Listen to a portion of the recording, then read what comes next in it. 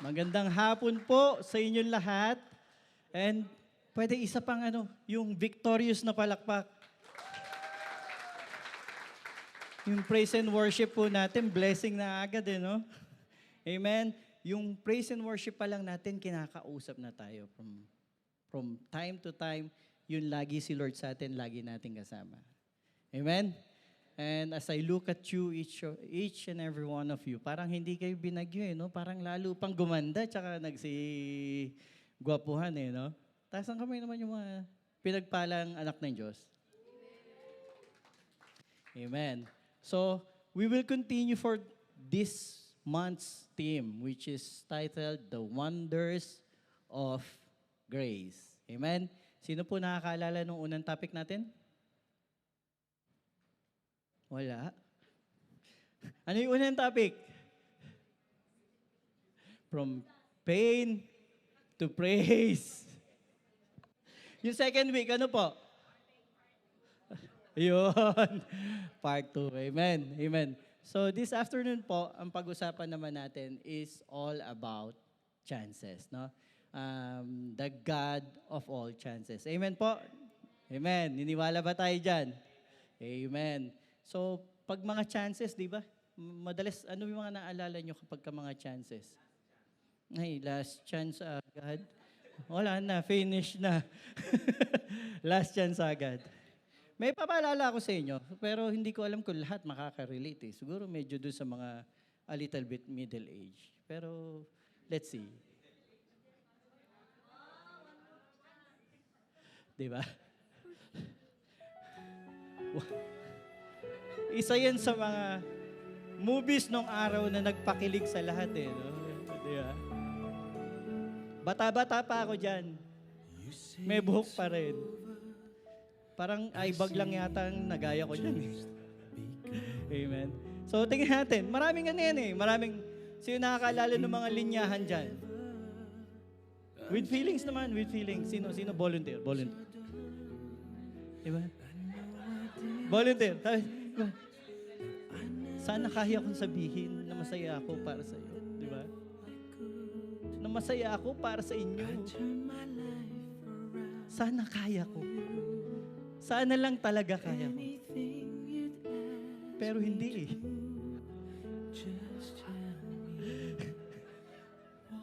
Kuya JM, parang halatang favorite mo yan. Ilang beses mo pinanood yan? Ito yan, marami yan. No? Di ba? Saan ako pa rin? Ako na lang. Ako na lang ulit. Mahal ko si Trisha, mga masasakit na salita. Di ba? Popoy, yung ba talagang tingin mo? Fast forward na natin, baka lumabas na naman yung timer Eto, sabi niya na ito. She had me at my worst. You had me at my best. And you choose to break my heart. Gusto niyo mas maganda dyan? The Lord had me at my worst. But He gave me His best. Please. And He chose to break His heart just to love us. Amen? Mas nakakakilig yun. Amen? Amen. So, this afternoon, di ba, yung movie na yan, One Last Chance. Di ba parang pagka sa mag-irog pa lang, tapos nawalan ka ng chance, ang bigat, di ba? Heartbreaking yung story, heartbreaking lahat. So yung mga chances na yan, lagi meron tayong mga chances sa buhay natin na sometimes we lost our chances.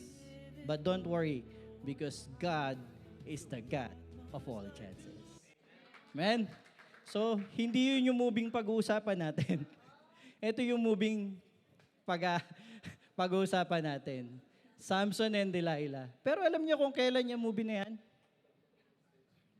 1949. Huwag niyo ko tignan ng ganyan. Hindi ko naman inabot. Pero napanood ko yan nung bata ako kasi nung Holy Week, pag Holy Week, di ba, ang palabas sa TV, puro ganyan lang. Inabot pa rin. 1949, yung movie ng Samson and Delilah. So, we will talk about book of Judges. That story can be found in the book of Judges from chapter 13 to 16. Don't worry, hindi natin babasahin lahat ngayon, pero may request ako sa inyo, pwede ba? Pag-uwi ng bahay, basahin natin yung buong chapter para ma-appreciate natin kung ano-ano yung mga pinagsasabi ni Kuya Chris dito sa harap. Amen?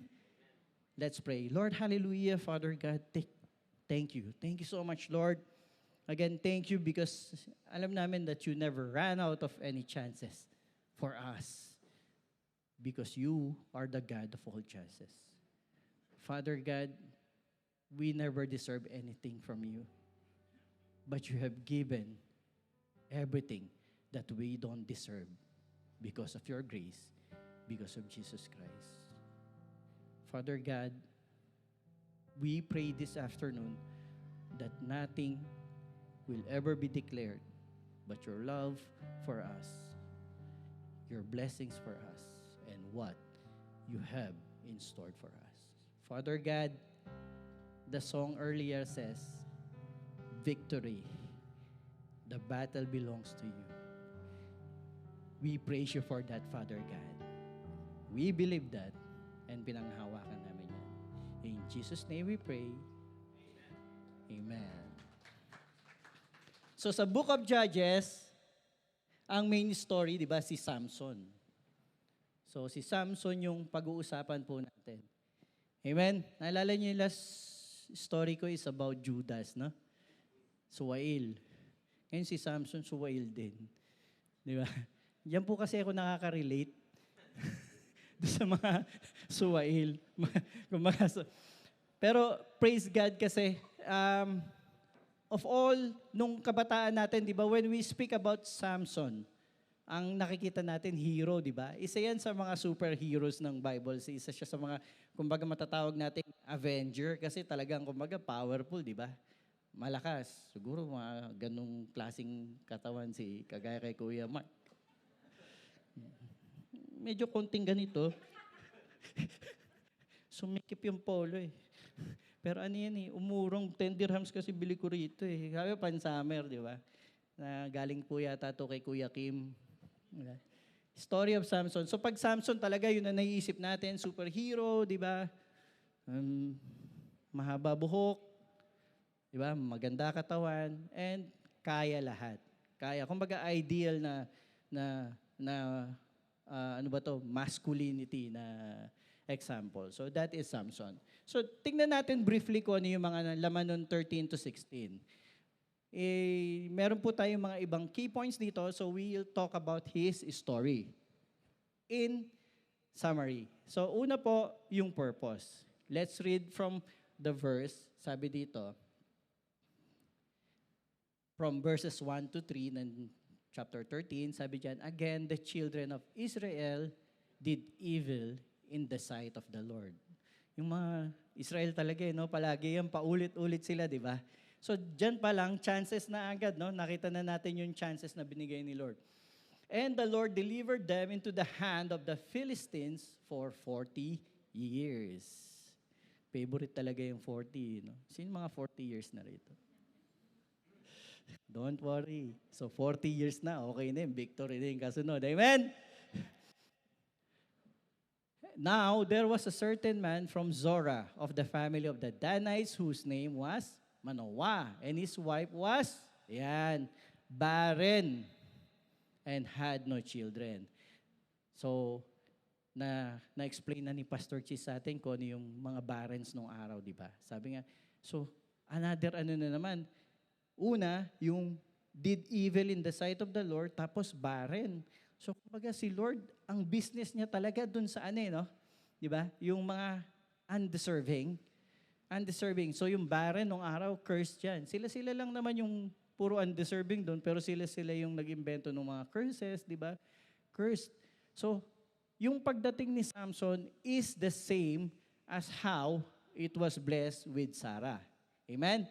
So, barren siya and then dineclare ng angel. And the angel of the Lord, take note the angel of the Lord. I-bookmark niyan, the angel of the Lord appeared to the woman and said to her, indeed, now you are barren and have borne no children, but you shall conceive and bear a son. Amen? Victory agad, yung mga gusto magkaanak dito. Yung mga kapatid natin, mga kamag-anak nyo na gusto magkaanak, this afternoon I speak. Magkakaanak kayo. Amen?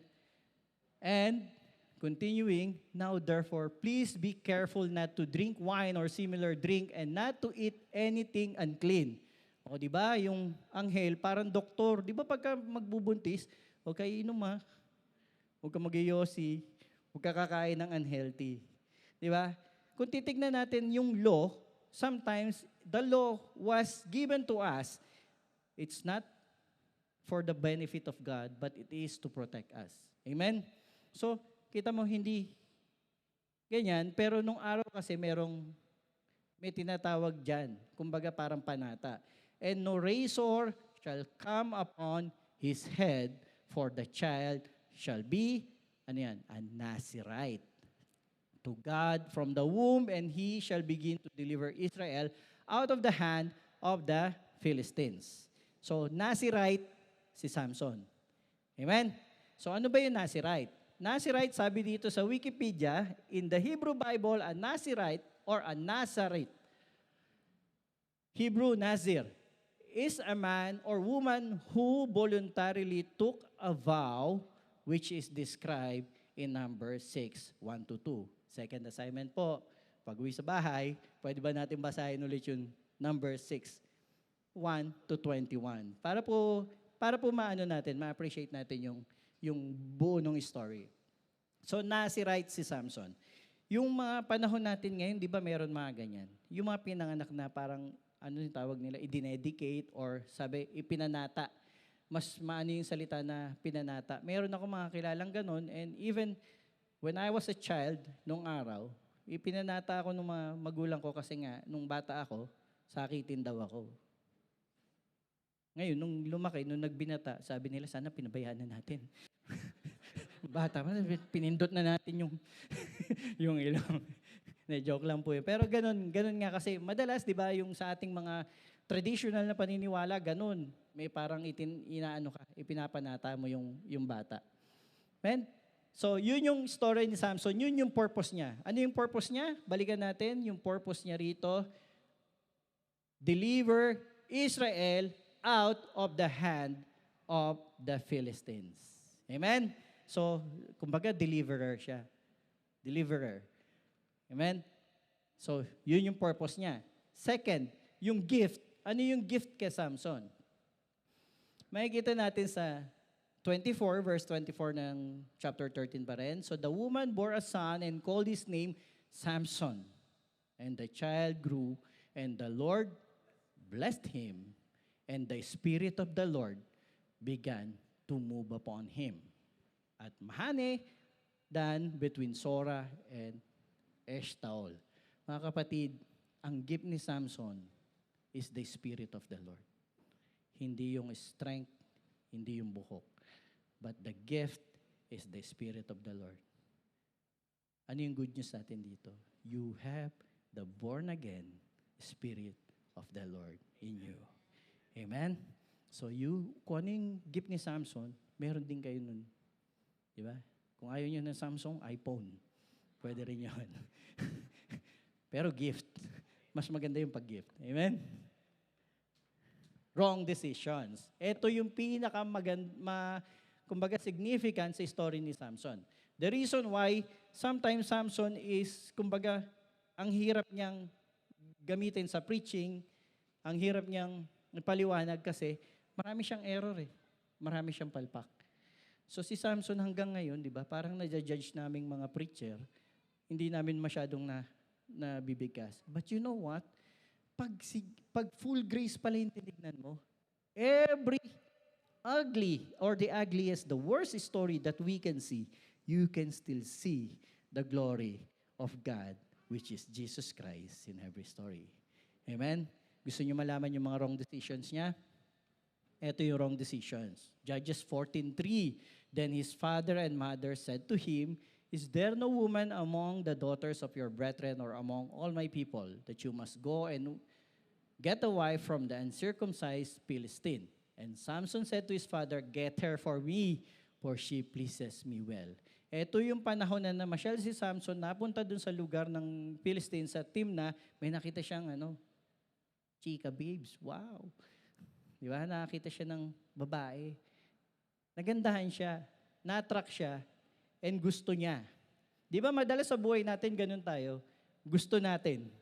Pag gusto natin, ipipilit natin. Alam na hindi nga kasi, nung panahon na yon, dapat ang mapapangasawa nila, kasama sa tribes nila. Doon lang sa kanila. Take note Nazirite si Samson. Nakapanata. Nakapanata nung mga panahon na yon, pero siya yung makulit, di ba?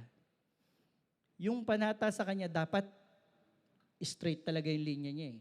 Pero siya yung paligoy-ligoy. So he is starting to blow his chances. He is blowing every chances that God has given him. Sabi nga niya, get her for me, for she pleases me well. Diba? Inutusan pa yung tatay at nanay niya. Walang magawa. Lakas niya eh. Diba?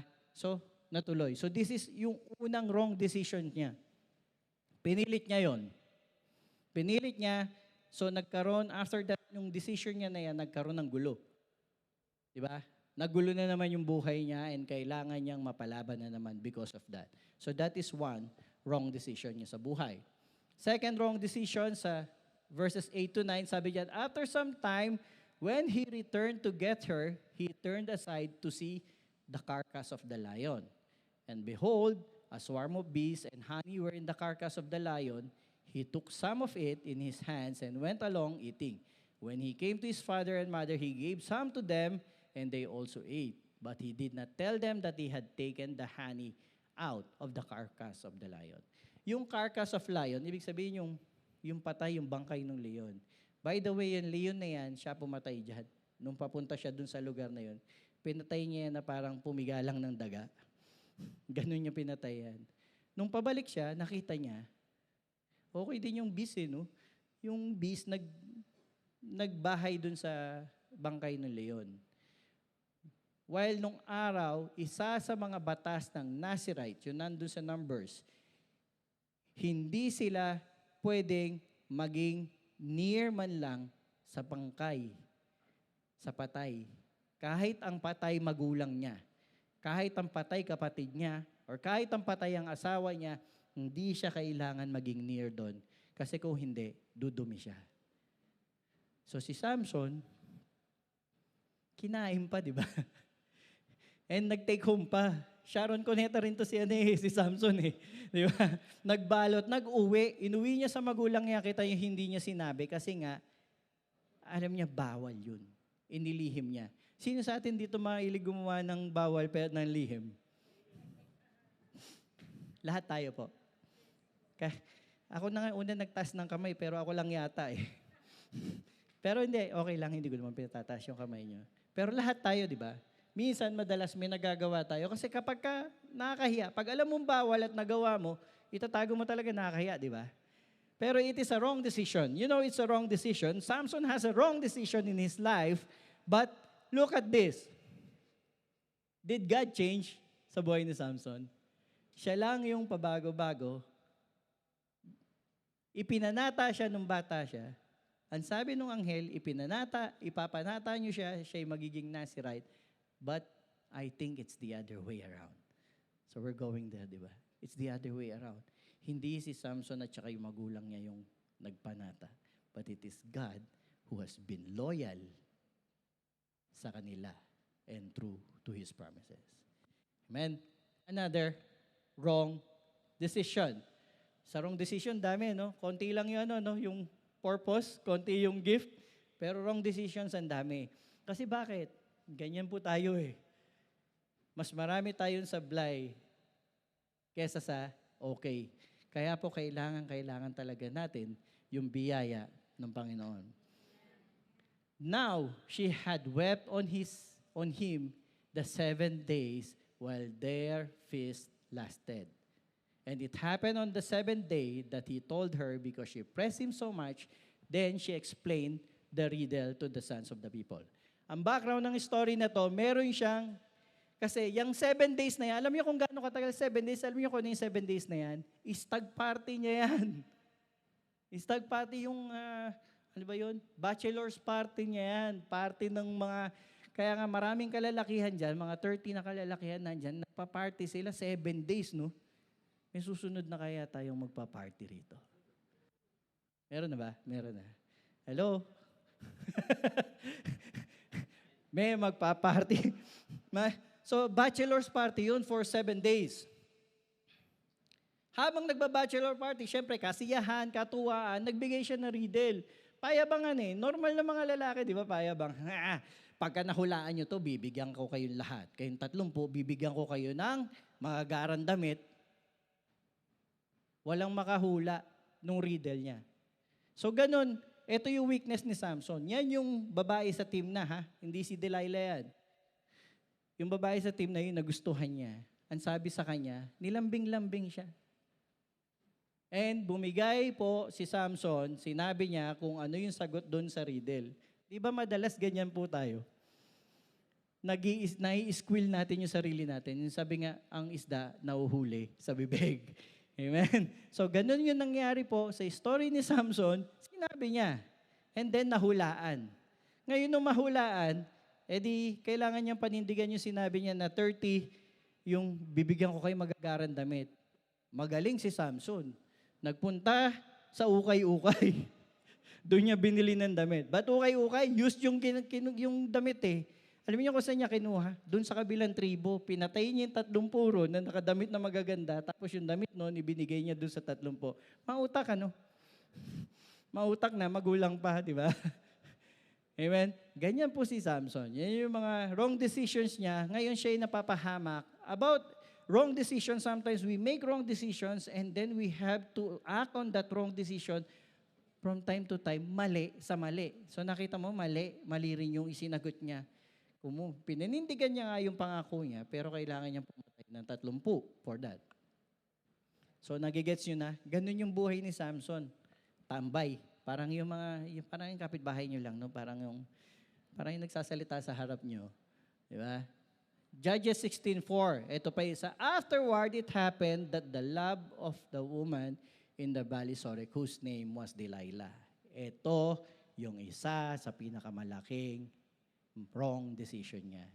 Na in love na naman. Kasi hindi natuloy yung kasal nila. After no 7 days na stag party, hindi natuloy yung kasal. Kasi, nag-walk out si Samson eh. So pagbalik niya, iba na yung asawa ng babae. So one of those days again, nandun na naman siya sa area ng Philistine, doon niya nakita si Delilah.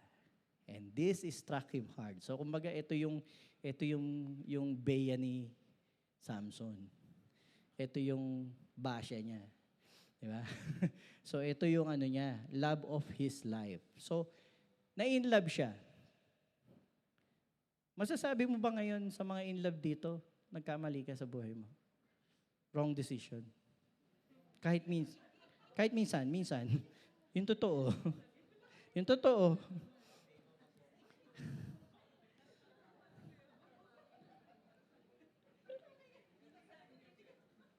Wag na, baka mamaya pag uwi nyo sa bahay, wrong decision. Baka wrong decision yung binitawan ko salita ngayon. Pag uwi ng bahay, away na. Di ba? So, ganon. Minsan, nangyayari yan eh. Yung akala mong tama yung decision mo, mali pala. Pero don't worry, yung akala mo naman mali, kung in love ka ngayon, tama yun. Bumawi pa si kuya eh, no? Huwag kayo mag-aaway pag uwi ah. So, yun si Delilah. So, diyan na nagsimula yung kalbaryo niya.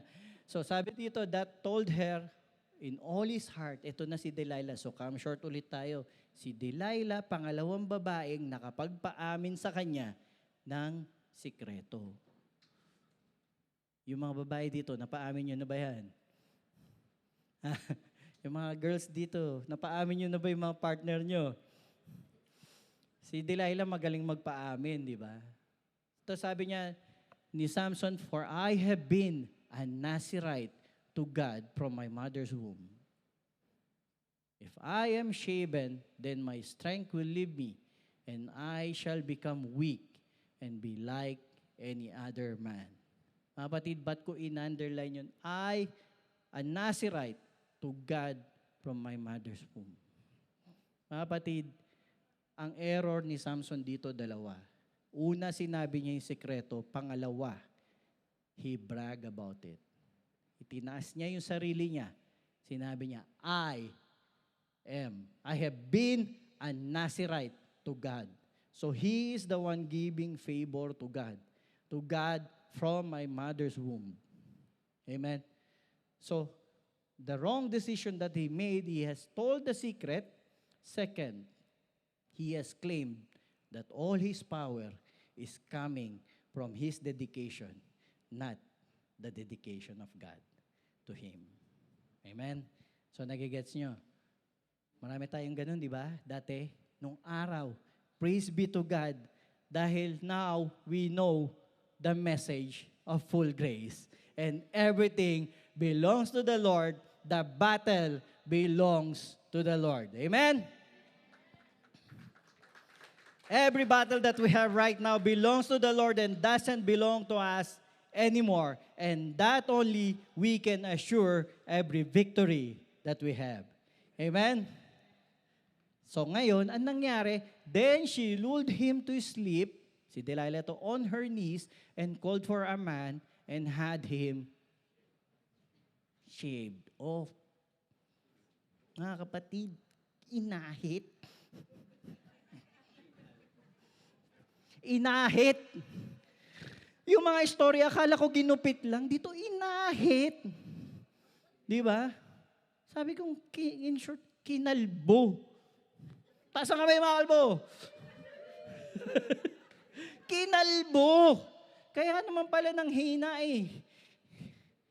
Sabi nila ba, bakit pagka nung araw, buti nga nung araw, pagkakalbo ka, di ba mga kalbo nun si Pugak, si Tugak, pagkakalbo ka, sabi, nagpapatawa ka ba? Magpakalbo ka muna. Ba tayo nyo tumawa ng tumawa, di ba? Pag ako yung nagsasalita.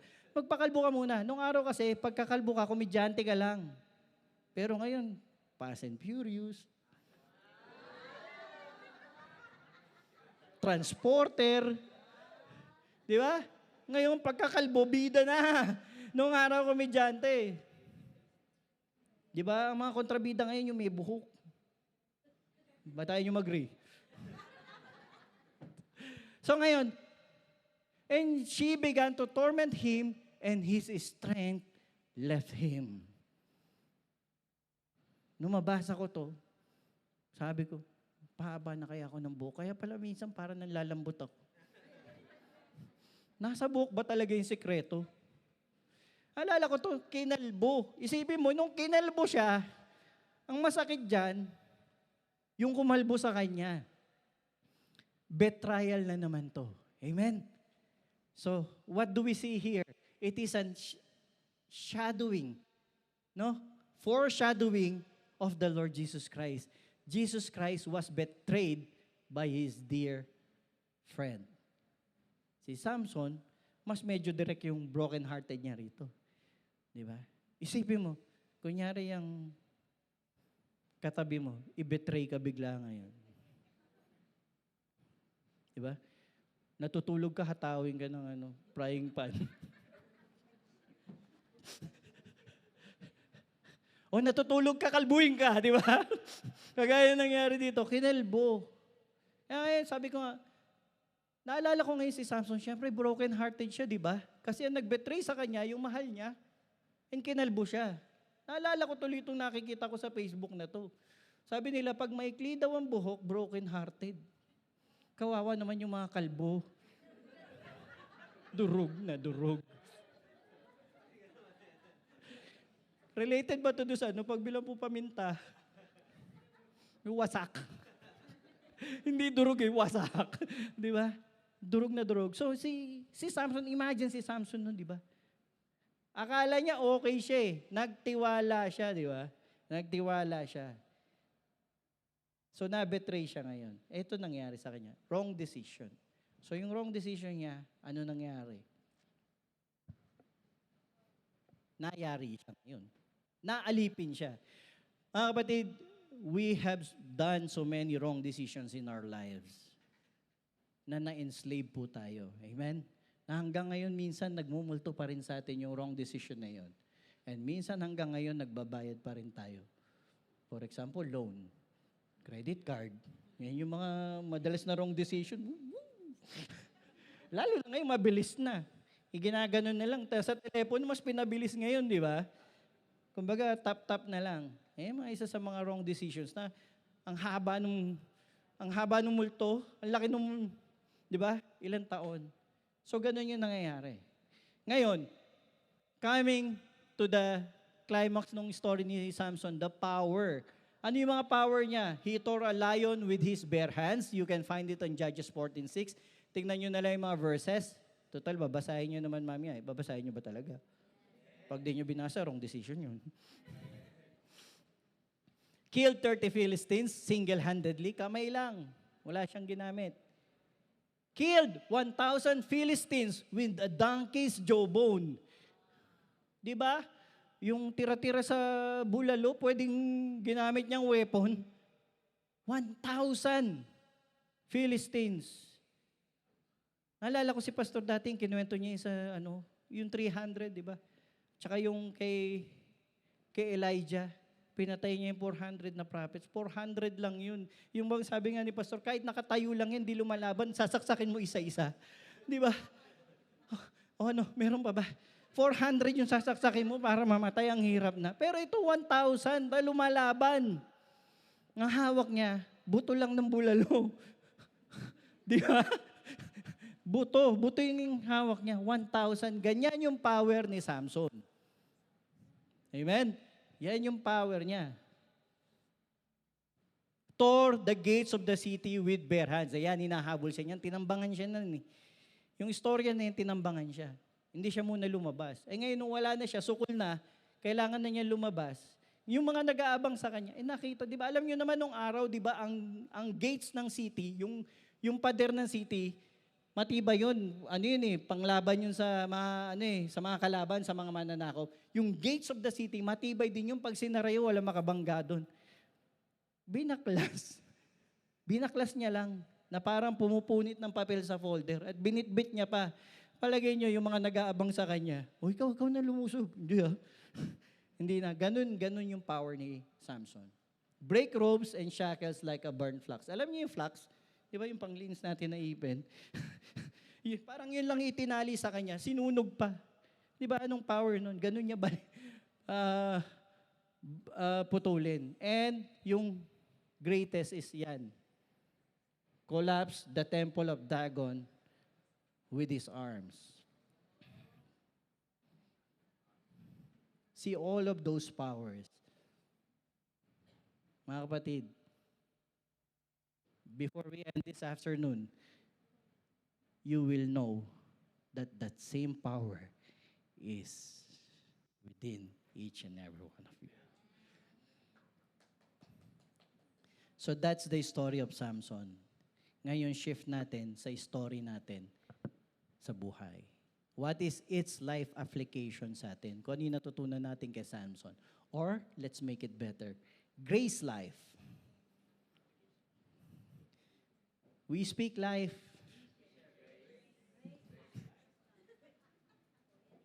Amen. Pero di ba, grace is what sustains us. Even the songs earlier that we sing, battle belongs to you. You no longer fight any battles because the battle is over. Jesus has won everything for us. Amen. Victory is already ours. So balikan natin. Ano yung umpisa ni Samson? Purpose. Palitan ko yan ngayon. His purpose. What is his purpose? Mga kapatid, Samson become so powerful that time because not that he is selected by God, but who selected him. Amen? Sabi sa Judges 3:11, eto muna yung basahin natin. So Manoah arose and followed his wife. When he came to the man, he said to him, "Are you the man who spoke to this woman?" And he said, "I am." Does it ring a bell? Who is the great I am. And sa 17 to 21, sabi diyan, Manoah said to the angel of the Lord, what is your name? That when your words come to pass, we may honor you. And the angel of the Lord said to him, why do you ask my name, seeing it is wonderful? Then Manoah said to the angel of the Lord, what is your name? But when your words come to pass, we may honor you. The angel of the Lord said to him, why do you ask my name, seeing it wonderful? Mga kapatid, who is called wonderful?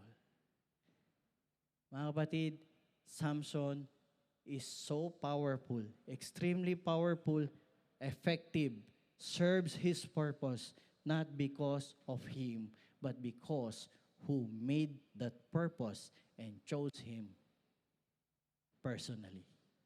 Amen? Kaya kanina sabi ko, i-bookmark niyo yung the angel of the Lord. Kasi when we read the Bible, there are two angels. When they said an angel of the Lord, that is an angel of the Lord. When they said an angel of the Lord, I am an angel of the Lord, my name is Gabriel. Yung angel na yon, nagpakilala siya mismo ng pangalan niya. This is the second time. You remember our lesson about Jacob? When Jacob asked the angel of the Lord, yung ka-wrestling niya, what is your name? Ang sagot niya lang, why do you ask my name? And this is the second time he said, why do you ask my name? Seeing it wonderful. Mga kapatid, Samson is handpicked by Jesus Christ himself. Samson was visited by Jesus Christ himself. Samson's parents are the first recipients of the pre-incarnation of Christ that made Samson so powerful, successful, and serves his purpose. Mga kapatid, that same God, the angel of the Lord, that same person, that same immortal one that came to the parents of Samson is the one who came to each and one of you sa buhay natin. Kaya ka nandito ngayon. Kaya mo naririnig lahat ng pinag-uusapan natin dito. Not only particularly this afternoon, but every message of grace that God will give to you on your entire life because He has picked you personally. He came to you. He went there. He sees you. And from the beginning, even in your mother's womb, He already ordained the day of His meeting with you. He is the wonderful Counselor. Mighty God, everlasting Father, the Prince of Peace. Jesus Christ is the Alpha and Omega. All the angels, even the third angel with Abraham. Di ba, dalawang angel plus may third angel. The third angel is Jesus Christ. The one on the garden is Jesus Christ. Every time that God comes to people, that is God the Son, which is the second person of the Trinity, which is Jesus Christ. Remember, His name is Emmanuel, the God with us. Kaya siya talaga yung kasama natin, siya yung nagpupunta sa atin, and siya yung pumili sa bawat isa sa atin na nandito ngayon. Because He took you for a purpose. Sabi mo sa katabi mo, may purpose ka. Have you seen your purpose? Alam mo na ba kung ano yung purpose mo? PM nyo na lang sa akin. Pero God has His purpose for you.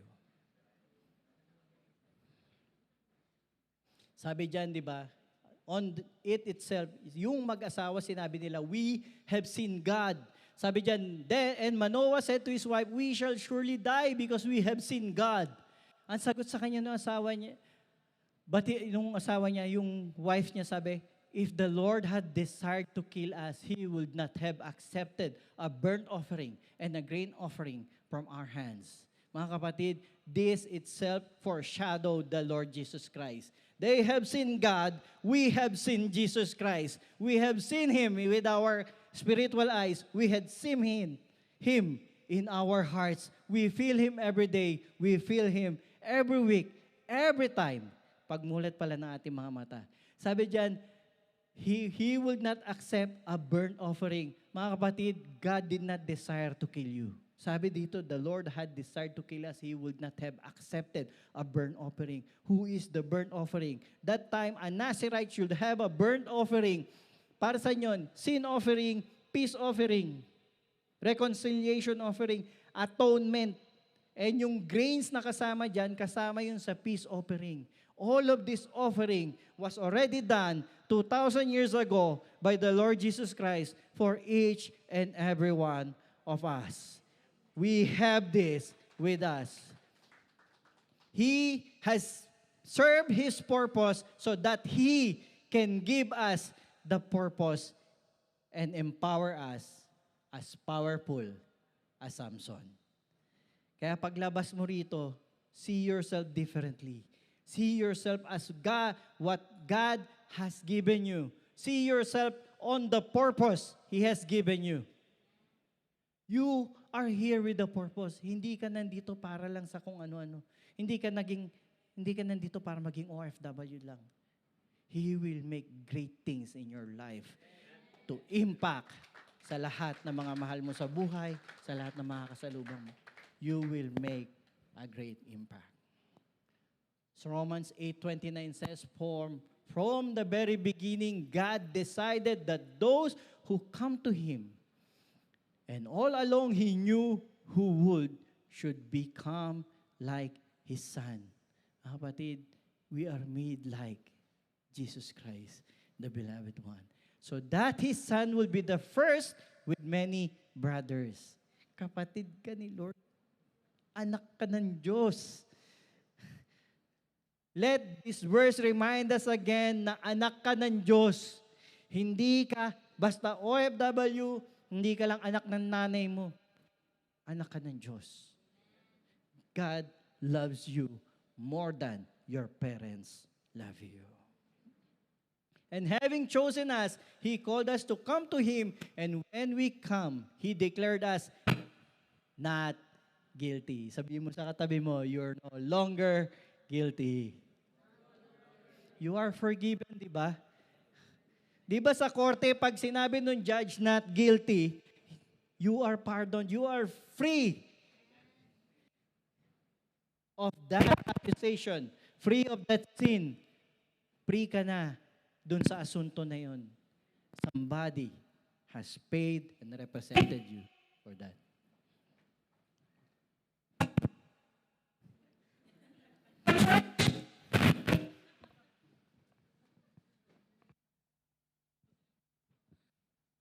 Mahaba na raw, ubos na yung baterya. Okay. Filled us with Christ's goodness. We are filled with Christ's goodness. That is your purpose. Gave us right standing with Himself and promised us His glory. Amen? Your purpose is to share grace. No, it's a gift. Sabi niya dito, but many who are first will be last, and the last first.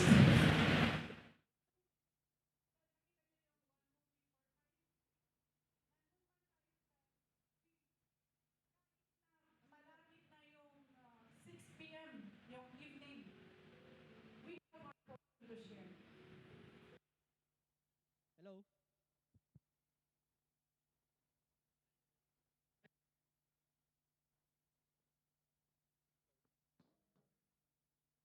Hello? Hello, party line, pakibaba. We have our own Nakarelate ba kayo sa party line? O hindi nyo na alam? Puro kasi Not kayo only smartphone eh. for the family, not only for the church, but wherever we are. Nung araw, Because we are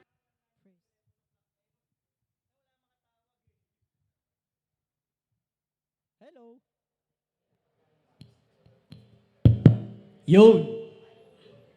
Binabari ni Party Line. Amen? Pero bakit nga may ibang preaching? Napasok tayo. Amen. So, your purpose is to be in His kingdom.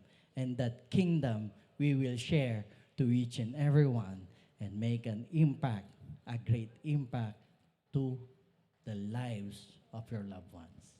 Amen? Sabi nga, si Samson is there to deliver the people of Israel from the Philistines. You are also given by the Lord that you will deliver all your family and your loved ones from sin and share them the message of full grace. Amen? Yun lang. Full grace. Just share them. Every day tell them, Jesus loves you. And it is more than enough. God will make His miracle. Amen? So now, let's move forward. Your gift. Kanina, the gift kay Samson. Ngayon, your gift. The same verse I will use so that the Spirit of the Lord began to move upon him. Mga kapatid, si Samson, kaya siya maraming error because he relies on himself. But that same Spirit now is given to us by the Lord Jesus Christ. He is the first one who promised, di ba sabi niya, it is good that I am going away so that when I go away, the Helper will be with you. And the Lord Jesus Christ, the Father, Son, and the Holy Spirit is one. They are Trinity. And all of them, di ba sa Bible school natin, 3 of them is with you. Lamp unto our feet, bakit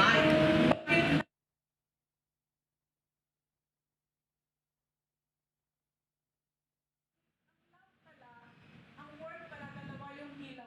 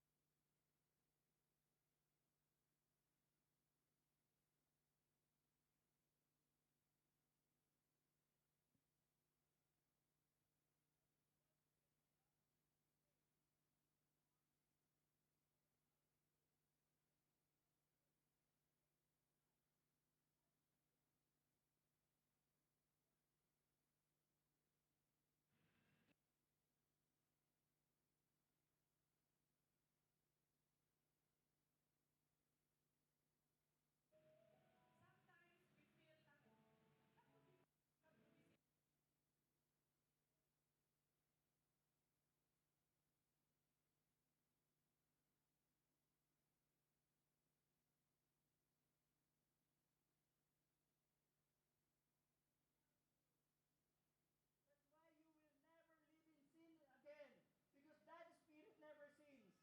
And forever, you are not guilty sa presence ni Lord. Sa presence ng Father natin, you are already forever redeemed. God loves you that much. And that is the main Found out of your goodness.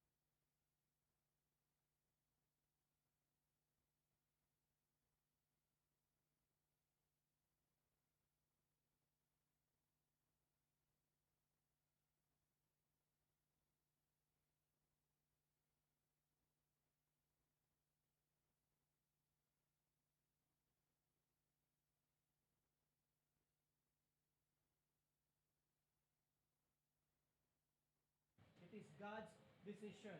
Look at the next verse carefully. Sabi ng tatay at nanay ni Samson, mali yung desisyon mo ng pagpakasal sa taga-Philistine. Mali yung desisyon mo. Mali yung pinili mong babae.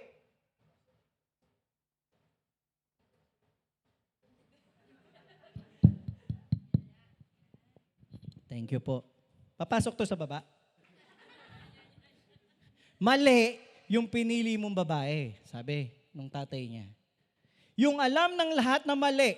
Mga kapatid, sometimes we make wrong decisions in our life and alam natin maling-mali tayo, nagkamali tayo, sising-sisi tayo. Hanggang ngayon, hindi pa rin bayad yung loan. Hindi, kidding aside, there are some decisions in life that we do like a mistake. Akala natin mistake. But God, of all grace, of all chances, can turn even your mistake for your good. Ano yung sabi sa kanta kanina? Nakalimutan ko na. Wala kasi yung mic eh. Yung in victory. Diba? Ha? Yan. You take what the enemy has meant for evil. You turn it for good. But his father and mother did not know that it was the Lord. Amen. That he was seeking on occasion to move against the Philistines. For at that time, Philistines had dominion over Israel. Mga kapatid, sometimes sa buhay natin, akala natin talo na tayo. Akala natin nagkamali na tayo. But the God of all chances will turn that error into your greatness. Amen? Palakpakan niyo si Lord.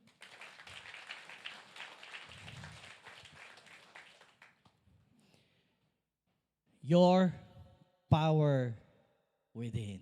Ito na. Paglabas dito, huwag niyo naman subukan itulak yung poste dyan sa labas. Palabasin niyo muna kami. Amen? Your power within.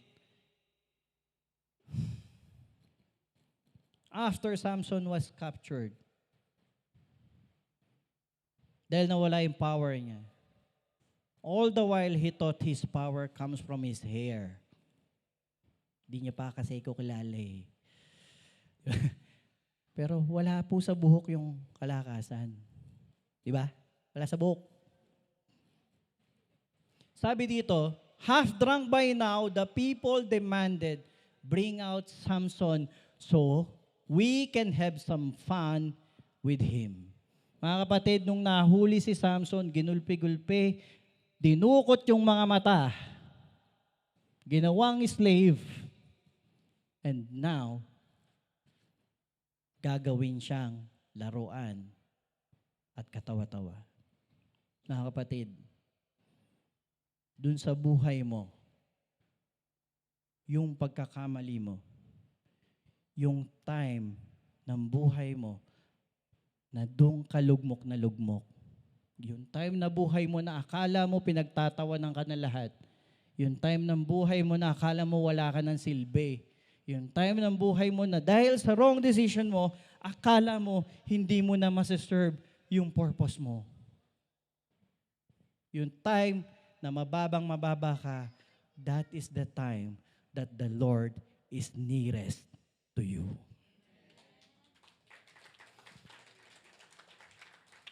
That is the time that the Lord will make that single chance to make you victorious. Kaya walang susuko hanggat andyan ng Panginoon, hindi mananalo ang kalaban.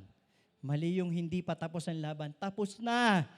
The victory is already yours.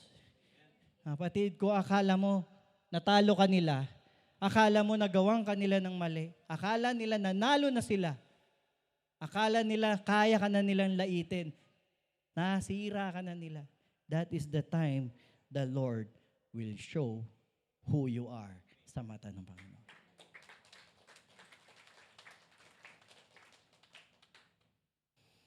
Then Samson called to the Lord saying, O Lord God, remember me. Samson thought the Lord has forgotten him dahil sa mga errors niya. Hindi alam ni Samson that God is always there with him. And the strength that he have, the power that we have is not from him, but it is from God.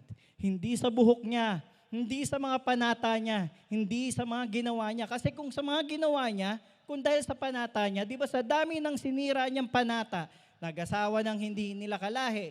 Nung panahon na yun, di ba, nag-asawa na hindi nila kalahi, kumain ng galing sa patay, marumi. Di ba?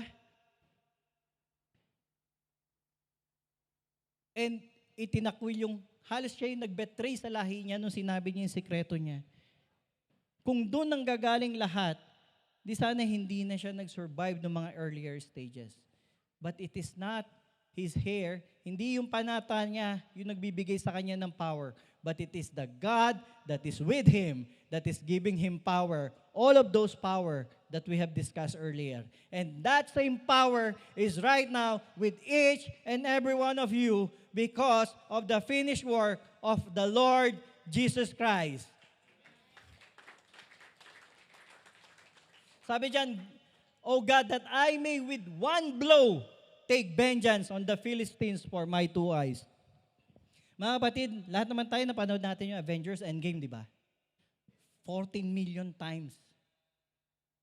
Talo sila kay Thanos. Sabi ni Doctor Strange, one chance.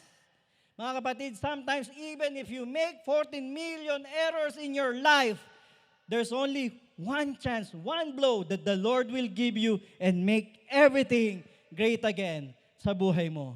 The Lord needs only His one chance sa buhay mo. Acknowledge Him. And He will make everything. And after that, after you come to your senses, you acknowledge the grace of God, then like Samson, more than he had killed in his life. Mga kapatid, yung one last chance na hiningi ni Samson sa lahat ng error niya, give him the biggest accomplishment kesa nung buong buhay niya in one time. Mga kapatid, that accomplishment is coming to you right now. Darating sa buhay niyo yung accomplishment na yun.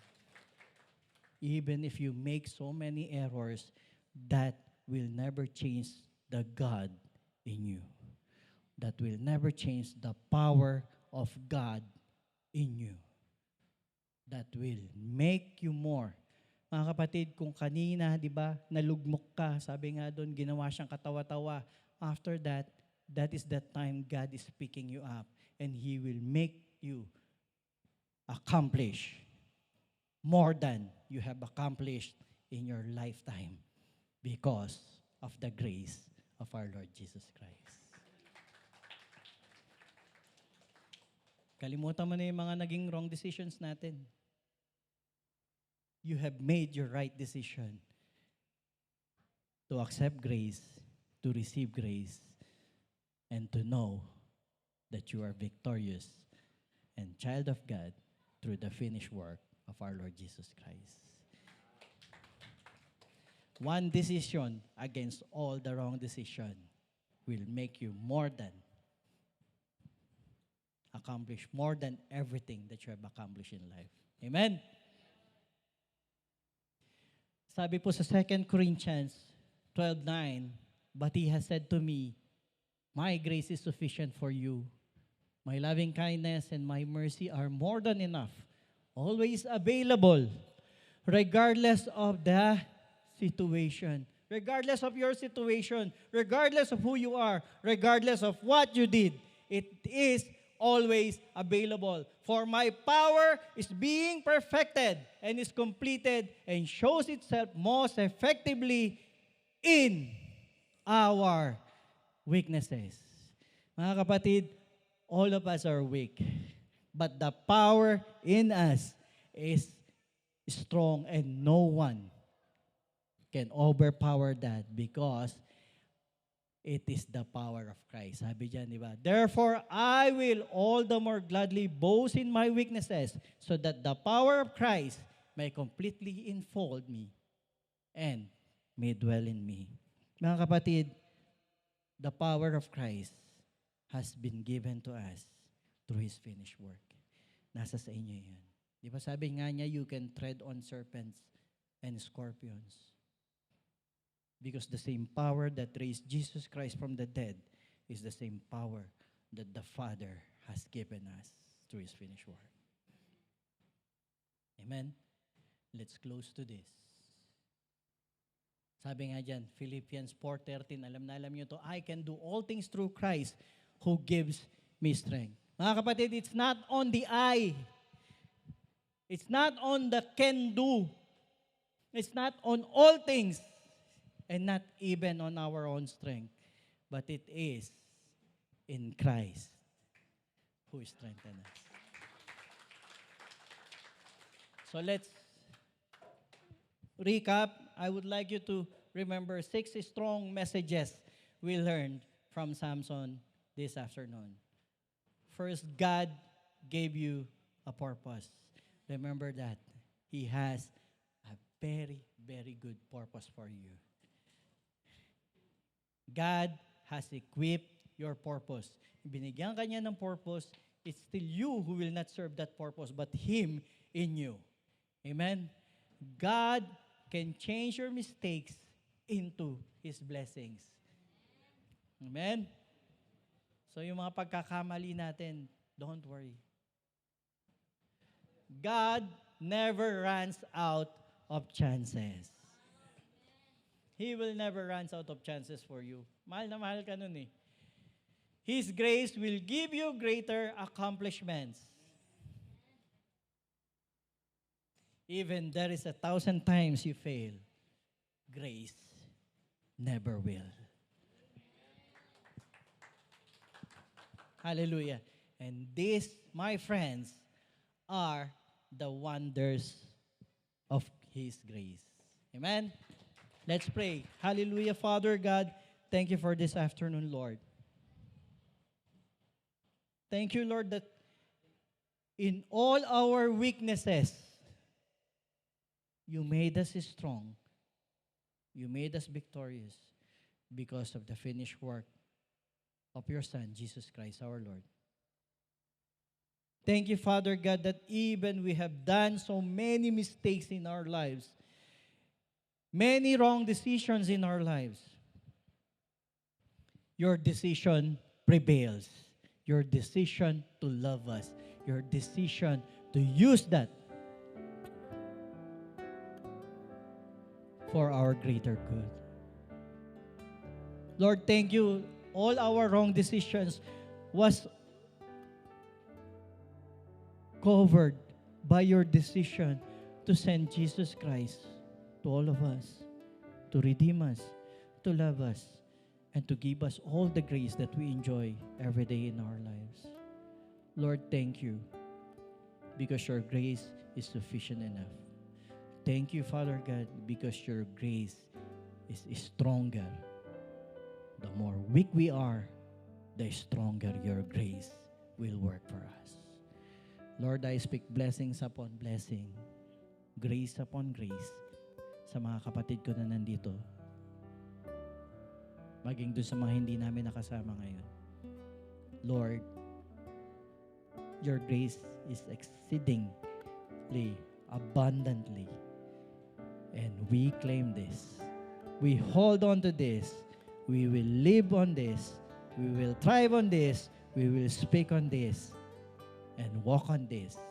In the name of your Son, Jesus Christ our Lord, amen and amen. Thank you po.